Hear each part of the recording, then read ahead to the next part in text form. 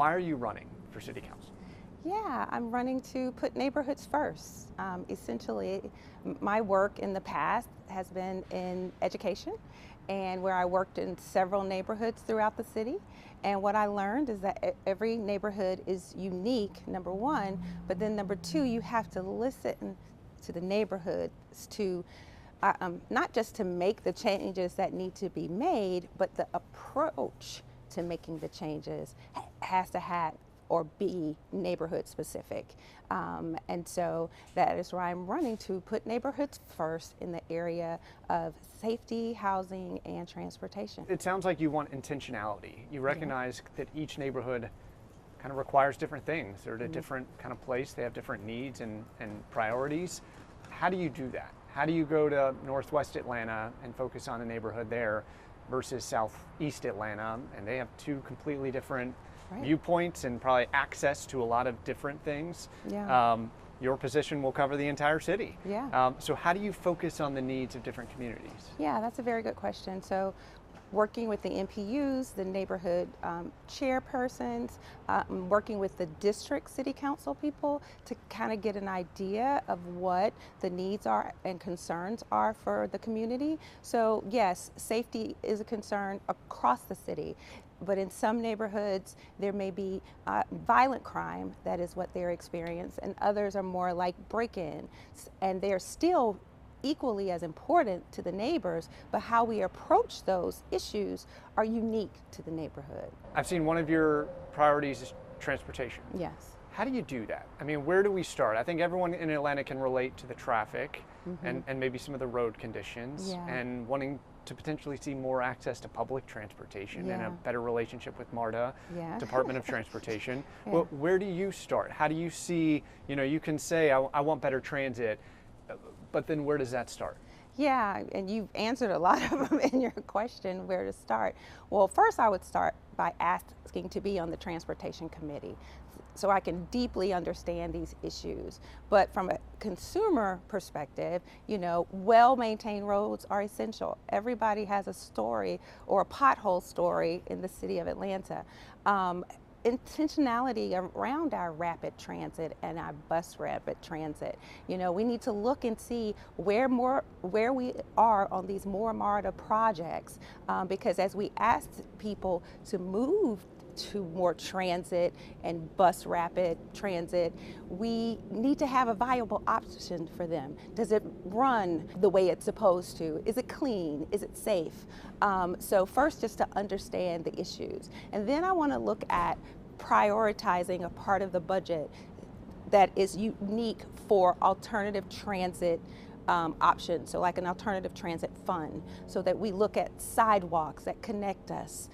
We look at all of the options, bike lanes, all of the options that are out there for alternative transit. What is it about your experience up to now that makes you think you're qualified? Yeah, so I've done the work, as I mentioned, in several neighborhoods. In each neighborhood that I've gone to, I've made a change in how the schools have operated, the neighborhoods have operated, the businesses surrounding the neighborhoods, because as you know, schools impact neighborhoods. People move to neighborhoods for the schools, so it drives the economy, it drives the property value. So with my background in education, I think it's a perfect segue into this work. And I've been in several neighborhoods throughout the city: Midtown, East Lake, Kirkwood, Thomasville Heights, and Southwest Atlanta, to just name a few. Both of you and your competitor both have education backgrounds, or at least that's part of your background. What differentiates you?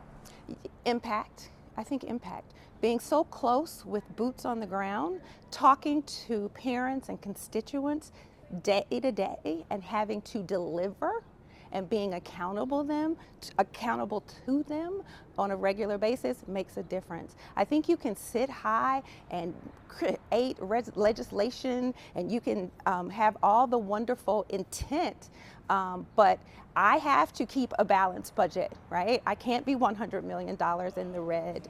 I have to have stable leadership in the classrooms. I can't have where the leadership that's leading the district shifts every couple of years.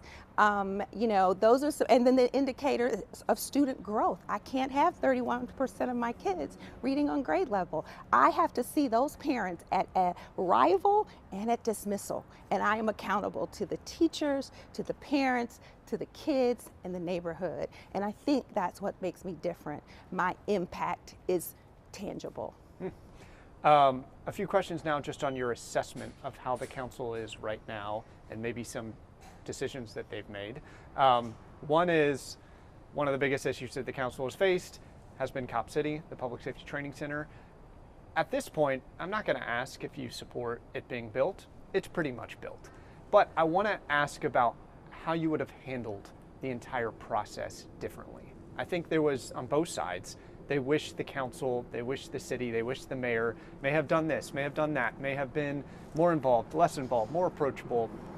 Explain the whole thing. Let us, you know, what is this going to accomplish? How would you have handled this whole dilemma differently? Yeah, first of all, I would have been more transparent, right? Again, my experience in that area is that I'm 100% accountable 100% of the time. For 30 years, I did this work as a principal and as a counselor. So that's the first piece. Be accountable, be transparent, and be proactive.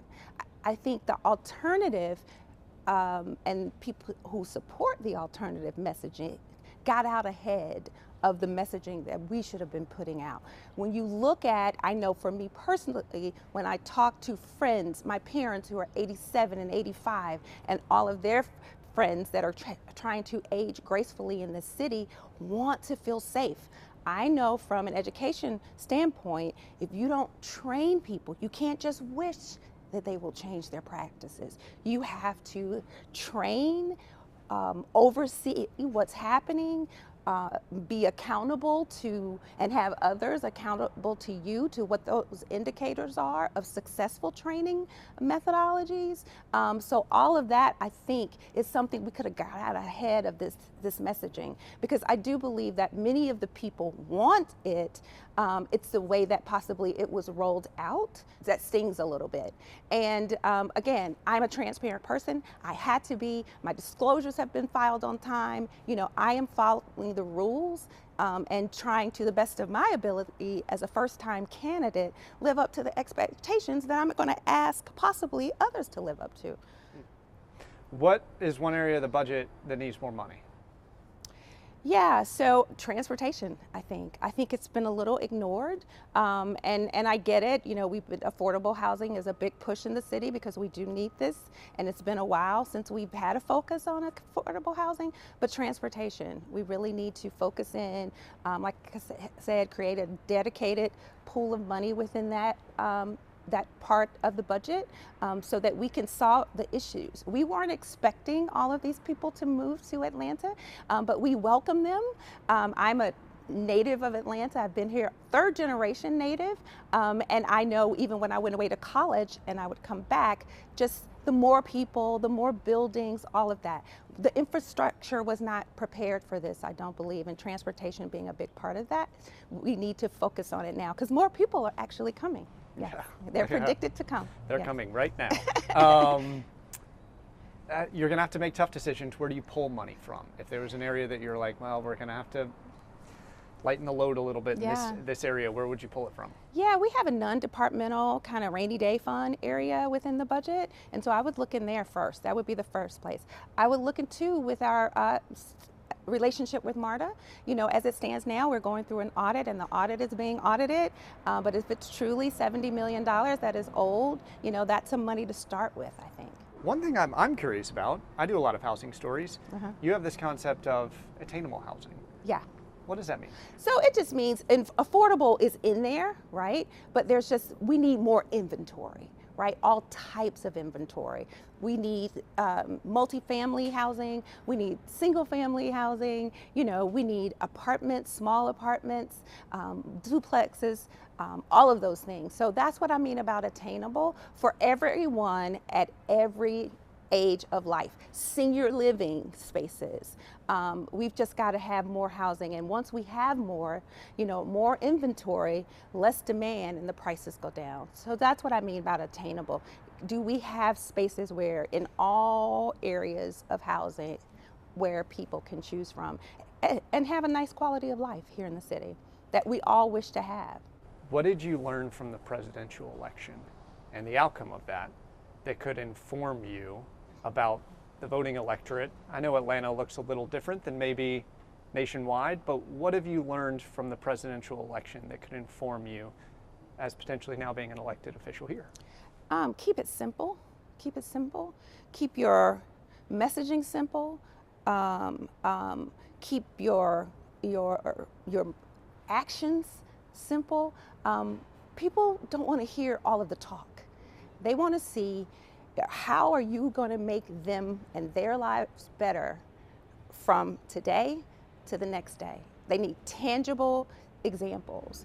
And so that's one of the things that I've learned. There's a lot of talking in this area. Again, I'm a first-time candidate. There's a lot of talking in this space, but I think we need to figure out and do it, like get it done. And I think the best indicator of future behavior is past behavior. And since I've gotten it done at every level where I've been, I know I can get it done at the city council level. Is there anything else you want to get across that I didn't ask you about? You didn't know any of my questions. I just threw some stuff at you. Right. What would you like to get across or maybe there's nothing, I don't know. The only thing I would probably get out is just to say that I believe in Atlanta and the spirit of Atlanta and the community that is Atlanta. And I believe that people are going to come out for this election.